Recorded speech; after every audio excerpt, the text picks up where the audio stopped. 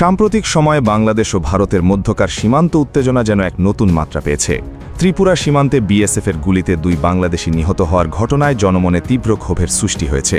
এই পরিস্থিতির সুযোগ নিয়ে সামাজিক যোগাযোগ মাধ্যমে একটি উগ্রবাদী প্রচারণার ভিডিও ভাইরাল হয়, যেখানে দাবি করা হয়েছে পাকিস্তানের সহায়তায় মাত্র 3 ঘণ্টায় ভারত দখল করা সম্ভব। যদিও এই ধরনের বক্তব্য বাস্তববর্জিত এবং উগ্রবাদী গোষ্ঠীর প্ররোচনা ছাড়া কিছুই নয়, তবুও এটি দিল্লির নীতি নির্ধারণী মহলে এক ধরনের মনস্তাত্ত্বিক অস্বস্তি তৈরি করেছে।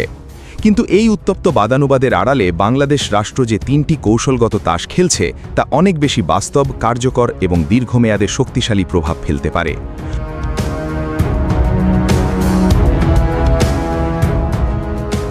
দীর্ঘ 53 বছর পর বাংলাদেশ ও পাকিস্তানের সামরিক সম্পর্কে এমন এক নতুন মোড় এসেছে, যাকে অনেক বিশ্লেষক কৌশলগত ভূমিকম্প হিসেবে দেখছেন। গত 10 মে পাকিস্তান বিমান বাহিনীর একটি উচ্চ পর্যায়ের প্রতিনিধি দল ঢাকায় আসে, যার নেতৃত্বে ছিলেন air vice marshal Aurangzeb Ahmed. সবচেয়ে বড় বিষয় হল তিনি ভারতের অপারেশন সিন্দুর চলাকালে পাকিস্তান বাহিনীর পরিচিত মুখ ছিলেন। এই সফরে বাংলাদেশ বিমান বাহিনীর সঙ্গে প্রথমবারের মতো অনুষ্ঠিত হয় এয়ার স্টাফ টক। আলোচনায় শুধু সৌজন্য বিনিময় নয়, বরং JF-17 থান্ডার বিমান ক্রয়, আধুনিক রাডার সিস্টেম এবং ড্রোন উৎপাদন কারখানা স্থাপনের মতো গুরুত্বপূর্ণ বিষয় প্রাধান্য পেয়েছে। সবচেয়ে গুরুত্বপূর্ণ তথ্য হল, বিশ্লেষকদের মতে বাংলাদেশ তার দীর্ঘদিনের সামরিক ডক্ট্রিন পরিবর্তনের পথে হাঁটছে। একই সঙ্গে লালমনিরহাট ও বগুড়া বিমান ঘাঁটির অবকাঠামো অবিশ্বাস্য দ্রুত গতিতে সম্প্রসারণ করা হচ্ছে। ফলে দক্ষিণ এশিয়ার আকাশপথের নতুন এক কৌশলগত সমীকরণ তৈরি হওয়ার ইঙ্গিত দেখা যাচ্ছে।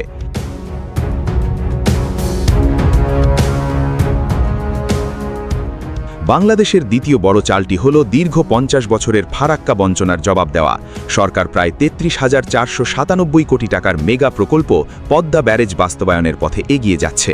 এটিকে ভারতের পানি নিয়ন্ত্রণ নীতির বিরুদ্ধে বাংলাদেশের একটি কৌশলগত প্রতিরোধ হিসেবেও দেখা হচ্ছে। এই প্রকল্প বাস্তবায়িত হলে দেশের প্রায় 37% মানুষ সরাসরি উপকৃত হবে এবং প্রতি বছর অর্থনীতিতে প্রায় 8,000 কোটি টাকার সুবিধা যুক্ত হতে পারে। গঙ্গা চুক্তির শেষ বছরে এসে এই বিশাল কর্মযজ্ঞ দিল্লির ওপর এক ধরনের কূটনৈতিক চাপ তৈরি করেছে, যা ঢাকার দর কষাকষির ক্ষমতাকে বহুগুণ বাড়িয়ে দিয়েছে।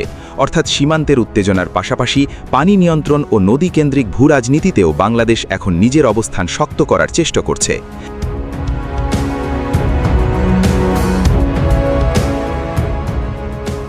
ঢাকা এখন আর কোনো একক শক্তির ওপর নির্ভর করতে চায় না, বরং ভারত, চীন এবং পাকিস্তানের সঙ্গে সমান্তরাল সম্পর্ক বজায় রেখে নিজেদের কৌশলগত ভারসাম্য তৈরি করছে। পাশাপাশি দীর্ঘ 14 বছর পর ঢাকা করাচি সরাসরি বিমান চলাচল ও চট্টগ্রাম বন্দরে সরাসরি জাহাজ পৌঁছানোর ঘটনা দুই দেশের বাণিজ্যিক ও কৌশলগত দূরত্ব কমিয়ে এনেছে। অন্যদিকে ভারতের পক্ষ থেকেও পাল্টা ব্যবস্থা হিসেবে পশ্চিমবঙ্গ সীমান্তের অরক্ষিত অংশে 12 ফুট উঁচু স্মার্ট ফেন্সিং বা স্টিল জালের বেড়া নির্মাণের উদ্যোগ নেওয়া হয়েছে। তবে এর জবাবে বাংলাদেশের প্রধানমন্ত্রীর পররাষ্ট্র বিষয়ক উপদেষ্টা হুমায়ুন কবিরের বক্তব্য ছিল যথেষ্ট আত্মবিশ্বাসী। তিনি স্পষ্ট করে বলেছেন, বাংলাদেশের মানুষ কাঁটা তার ভয় পায় না। এই বক্তব্য শুধু আবেগ নয়, বরং একটি আত্মবিশ্বাসী রাষ্ট্রের প্রতিচ্ছবি, যে রাষ্ট্র নিজের সক্ষমতা ও মর্যাদা রক্ষায় বড় প্রতিবেশীর সঙ্গে সমান চোখে কথা বলতে চায়।